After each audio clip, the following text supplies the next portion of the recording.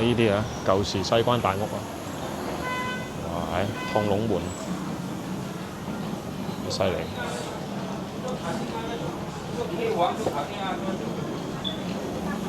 什麼都收，什麼都要，多少都要，犀利。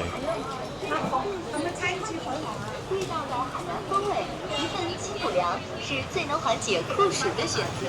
椰树之上，好啦，各位觀眾，大家下午好啊！嗱，今日咧嚟咗邊度咧？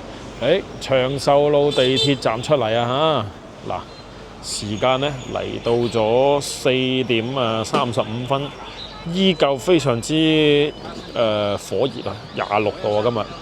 好啦，廣州咧開始咧又想變天咁樣啦。好啦，今日咧嚟到呢一個長壽路地鐵站咧。實質上咧，我哋今日咧其實唔係嚟長壽路行啊！今日咧想帶大家去邊度行咧？之前我哋一直咧都未去過嘅地方，應該講咧冇真正咁由頭行到落尾嘅地方。今日想帶大家咧睇一睇長壽路。咁啊，長壽路點行咧？指坐標啊！嗱，呢條咧寶華路啊！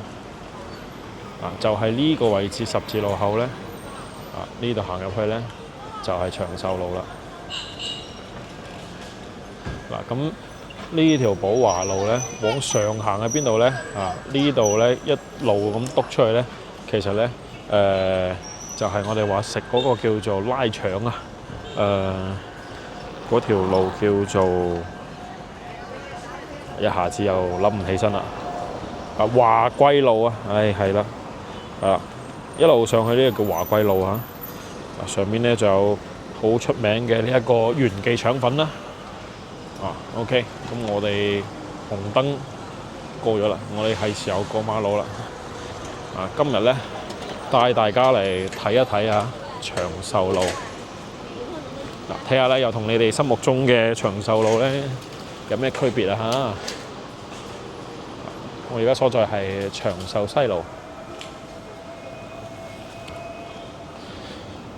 呢邊咧說實話啦市容市貌肯定係唔係好靚仔噶啦。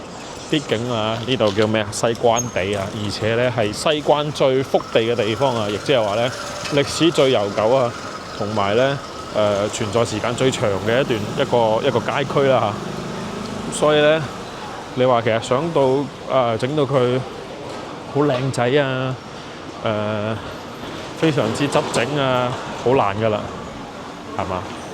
畢竟咁多百年上千年嘅歷史喺度，呢度啲基礎設施各方面嘅嘢咧，都已經係定性咗啦。對面呢度睇下，呢個路牌我好中意，上面寫住西關和吉新街，唔知大家睇唔睇到啊？非常有年代感啊！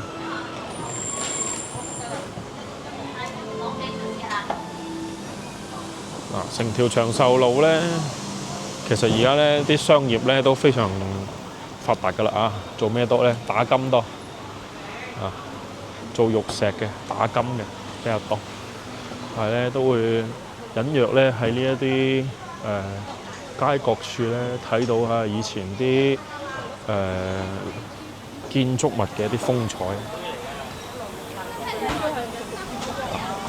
呢種好明顯咧民國嘅特色啦，係嘛？我哋見到非常挑高嘅一個樓高啦，又有飄台啦。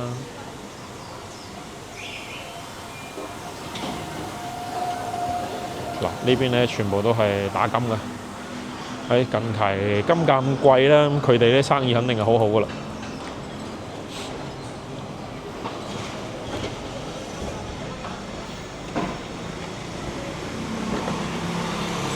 呢度咧就係比較出名嘅耀華西街嚇，耀華大街歷史文化街區嘅入口之一嚇。上次我哋其實咧都有睇過噶啦，咁今次我哋就唔入去啦。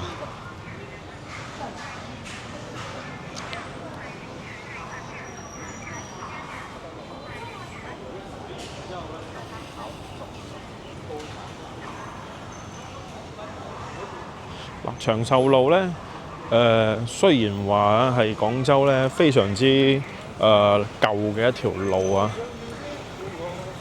咁但係其實咧，如果大家翻嚟叫做旅行嘅話咧，我係唔太建議大家過嚟行，因為咧呢條路而家相對嚟講比較多嘅都係一啲，譬如話我哋見到前面呢啲啊，做珠寶啊、做打金啊、做呢一個貴金屬玉石啊呢類型生意噶啦。咁你說實話有咩好睇咧？冇咩好睇啊！只不過係話咧，佢而家變成咁樣咧，即係歷史變遷啊！咁咧由我咧用我哋嘅鏡頭帶住大家過嚟睇咧，我覺得就足夠啦。咁呢個係第一個，第二個咧交通咧唔係太好啊！大家見到啦，我都不斷咁喺度變換緊我嘅路線啊！點解咧？因為呢度咧車太多啦。交通比較混亂啊，所以咧建議大家如果翻嚟咧，除非咧真係有好特殊情結啦，否則咧其實呢度可嚟可不嚟。時間唔充足就可以唔嚟啦嚇。咁佢兩頭咧，一頭咧就接住呢個寶華路啊，另一頭咧接住係邊度？接住人民路嘅。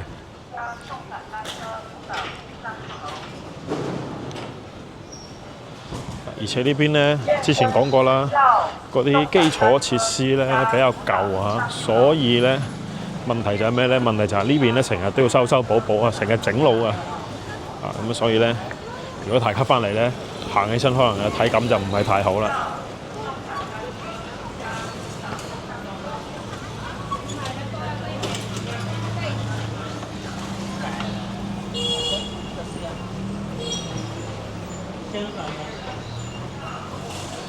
大家可以睇到啊，全部都係打金啊、高價回收啊，跟住重新設計啊，各種各樣啊。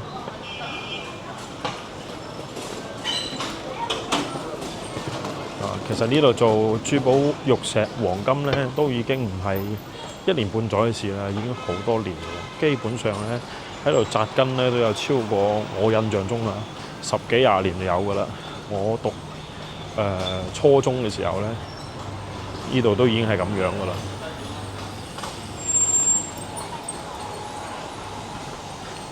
嗱，仲有啲專門賣首飾工具喎，幾犀利！呢個叫金元寶啊！咁對面呢度咧有一間西關國醫館啊，咁咧就有非常多公公婆婆啦，即係周邊啲老街坊咧，中意過嚟睇中醫嚇。亦有人咧會過嚟睇鐵打㗎。我聽講啊，以前屋企隔離啲嗰啲朋友啊，嗰啲鄰居咧都話過嚟睇下啦，冇咩事就開2劑藥啦咁。以前我整親隻腳咧，都有人推薦我過嚟嘅。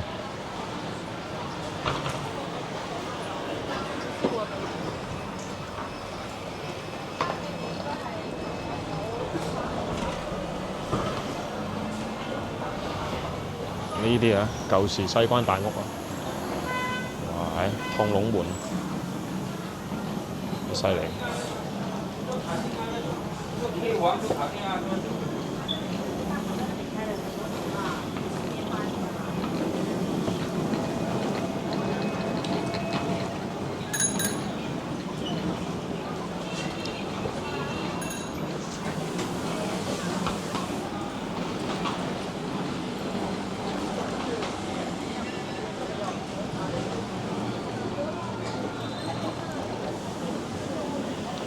以前咧，俾我印象最深刻嘅咧係咩咧？就係呢個位置咧，成日都塞車嘅。永遠行到嚟呢度咧都塞車，所以咧以前返學啊，好怕行呢條路啊。行親嚟呢度咧，咁啊真係大鑊啦！一塞車就知道要遲到㗎啦。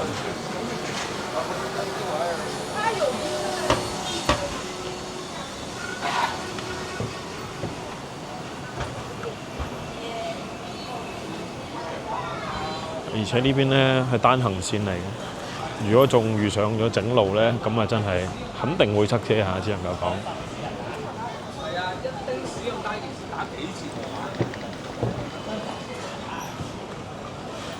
水貝黃金啊，銀條銷售喎，係。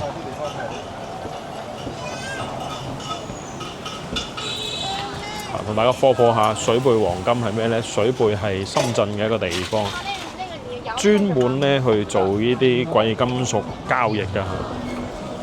水貝話聽講啲金好平，但係咧睇好多嘅叫消息或者係新聞咧都出現問題啊！最近就話好多關於呢種貴金屬嘅騙案啊，咁啊發生嘅地方咧就正係呢個水貝黃金啊，即係喺深圳水貝嗰個位置啊。好啦，嗱呢度係華林玉器街啦，行入去咧就係華林寺咯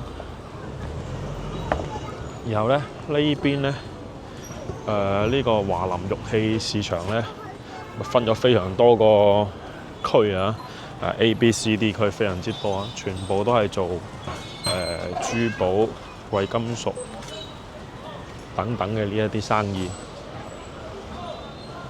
非常之誇張。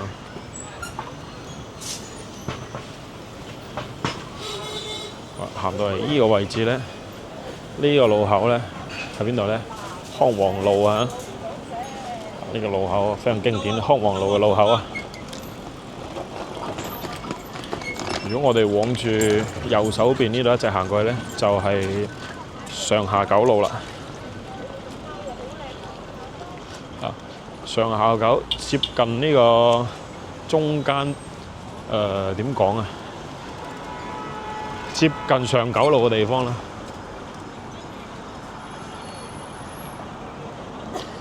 呢個就係粵富啦，唔係呢個叫咩？點解會講係粵富嘅？呢個係呢個荔灣廣場啊。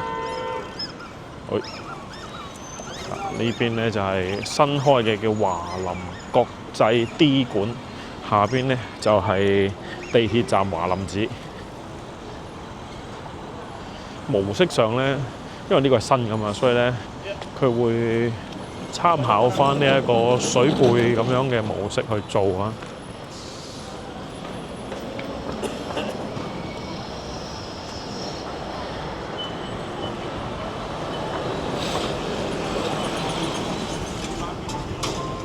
好啦，我哋要過對面。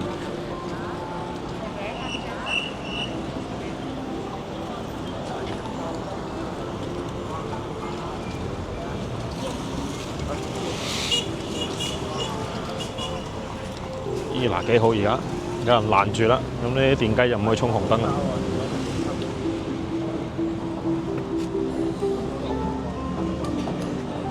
哇！睇到幾大嘅 LED 屏，3層樓咁高啊！純粹就係攞嚟做廣告啊！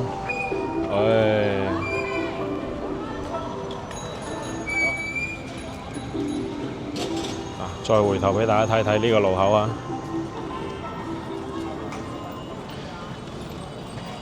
車水馬龍。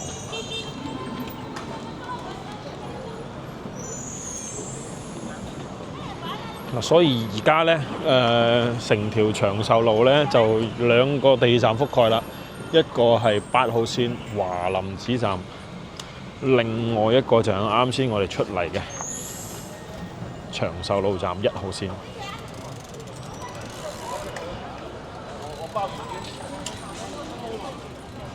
嗱，呢邊咧呢啲屋就好睇啦，全部都係啲好殘好舊嘅爛屋啊！我最中意睇嘅。但係咧就唔好覺得佢殘喎，有啲鋪頭好值錢㗎。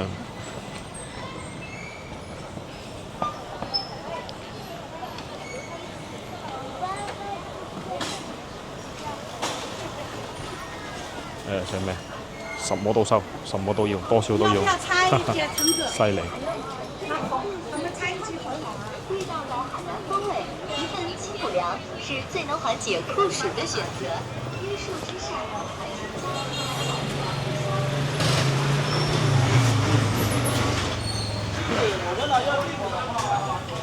目前咧，我哋都仲係喺長壽西路啊，跟住應該咧一陣間我哋就會轉入去，都唔使轉入，一路行落去咧，你就會見到我哋路牌嗰邊嘅長壽東路噶啦。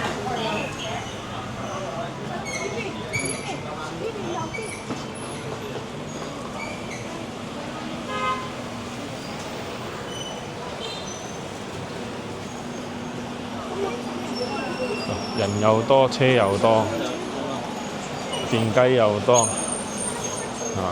亦都有好多靚嘢啊！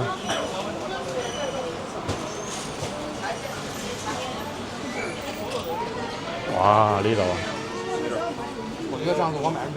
啊，呢個路口就係我細個成日都話咧，即係好塞車嗰度啊，就喺呢度啦。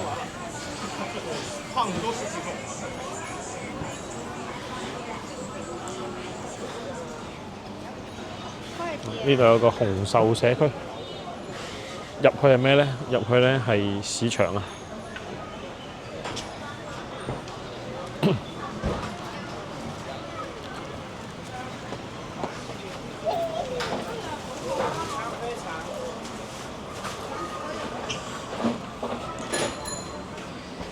好在咧，慶幸咧而家唔整路啦嚇。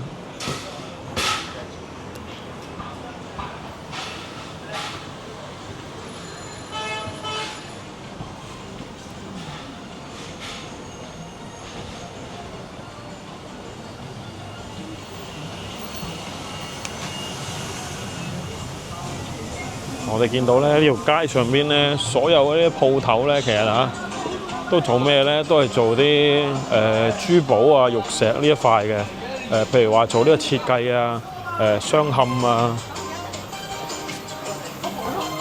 咁啊，呢度啲師傅咧價值量好高㗎，因為啲好貴嗰啲，我哋講話翡翠啊嗰啲咧，都係喺呢度。佢自己咧前鋪咧，後邊咧就係加工廠啦。直接咧設計好啦，同你確定好咧，佢係可以按照你嘅想法咧，幫你做設計，現場加工。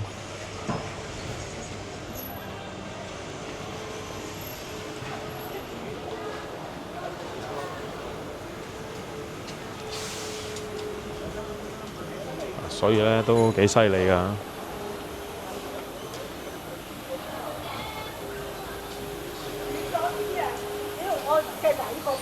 同埋咧好奇怪，呢邊咧會有一個咧行業啊，好奇怪就係做咩咧？做假髮嘅，亦都喺呢邊咧係以前係比較聚集噶啦，比較多噶啦。不過咧可能利潤唔夠呢個珠寶高，所以咧假髮越嚟越少啊，珠寶越嚟越多。我細個都覺得好奇怪，點解呢度咧零零舍舍可能會有啲鋪頭咧係做美髮產品做假髮嘅。好神奇啊！廣州咧業態就係咁樣，好複合啊！呢就長壽典當行，唔知仲喺咩度啦？叫利群商場喎呢度。我諗應該唔喺度啦吧？唔知道啊。那里比那里近啊？那里很近的。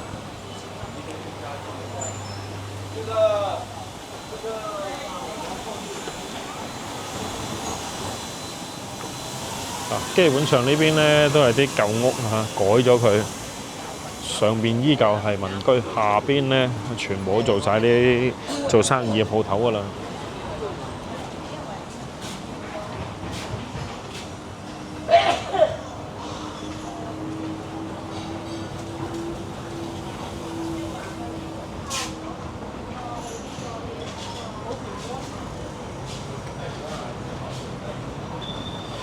行到呢個位置咧，一定要講講啦。嗱，呢度裏邊有間咩啊？同記雞粥啊，米芝蓮專門食雞嘅同記粥粉麵。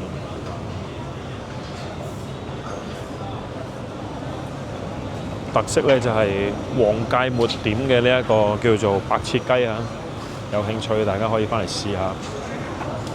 呢度外邊咧仲有一間咧堅記啊，專門做伊麵嘅，全全蛋伊府麵啊，亦都好多個10年㗎啦。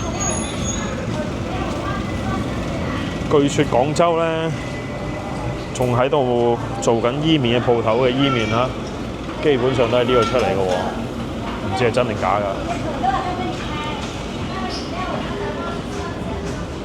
㗎。不過咧，你話味道如何咧？普普通通啦，唔可以話好出彩，亦都唔可以話好差。跟住呢度就確實係零零舍舍咧，係2間鋪頭，呢2間啊係俾遊客打卡比較多嘅地方。其他咧基本上都係做生意啦。如果你有美髮用品或者係珠寶玉石加工嘅需求咧，呢度就好合適啦。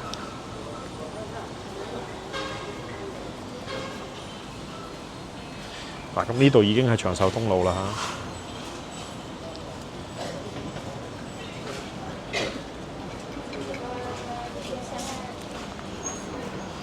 變化都幾大啊！即係條街靚咗噶啦，比我以前睇。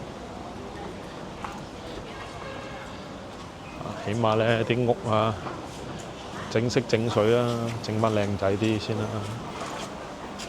以前咧灰頭土面咁啊，而家咧就格調統一啊，唔錯。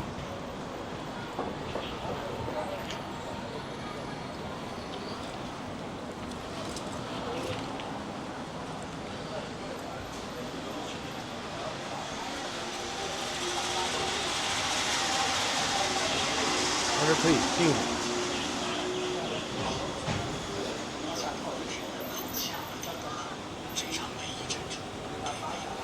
呢度係做美容美髮用品啦。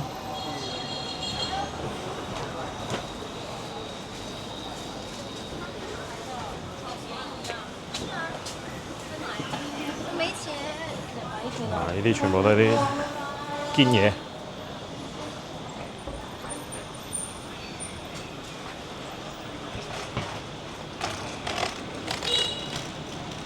好啦，行翻出嚟呢個路口咧，呢條係咩？呢條係光復中路啊！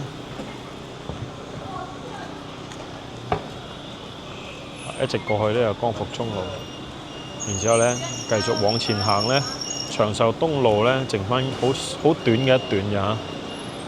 呢段行埋過去到底咧，咁就出翻去人民路噶啦。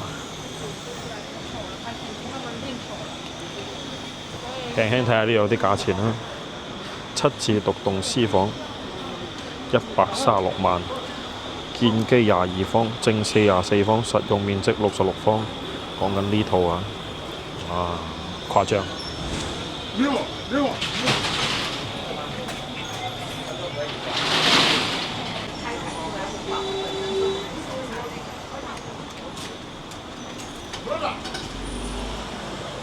然之後呢，繼續往前行，就已經係冇幾遠呢，出翻去就係人民路噶啦。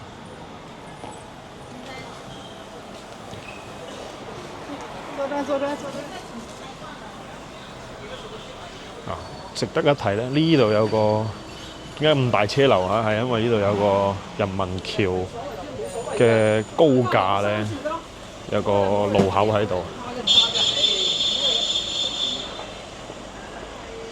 呢度叫咩？七浦水腳。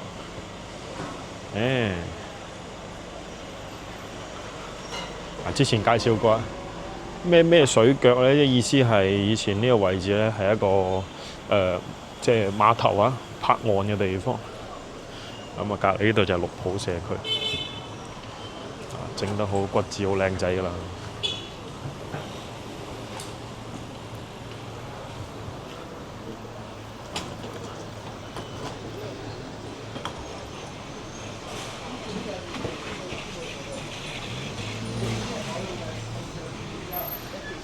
比較集中咧，呢一範係都係呢兩個行業為主啊，美髮啦，同埋珠寶玉石。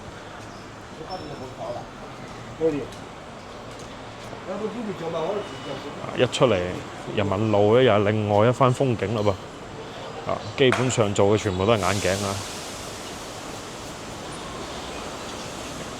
對面就係啦，人民中路。哇，冚唪唥都係眼鏡鋪，眼鏡城。嗱，面前行過呢部二路汽車嚇，去邊呢？去泮塘總站嘅。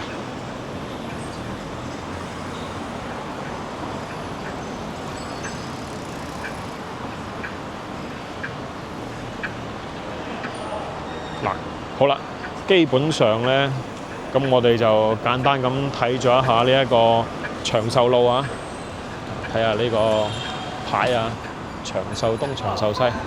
其實俾我最大感覺係咩呢？就係廣州呢，確實老城區呢，非常之有活力啊！活力喺邊度呢？基本上呢都係做批發啊！我見到啦，呢度做玉石批發同埋做呢個美髮用品批發。一轉出嚟咧，又另外一個批發啦，全部做眼鏡嘅。所以咧，呢啲就係廣州嘅魅力啦。CBD 咧，其實除咗來源於呢一個應該講 GDP 來源於 CBD 之外咧，仲會來源於我哋老城區嘅呢啲人興君旺嘅呢一種批發市場裏邊。好啦，今日咧暫時睇咁多先啦，做完總結啦。咁如果大家咧仲想睇啲咩嘅話咧，可以喺評論區留言話俾我知。咁咧我哋都會每日去更新，每日去帶大家睇廣州唔同嘅地方嘅。咁中意我哋頻道記得點個訂閱嚇，同埋中意視頻點個 like 之後轉發俾更多人知道。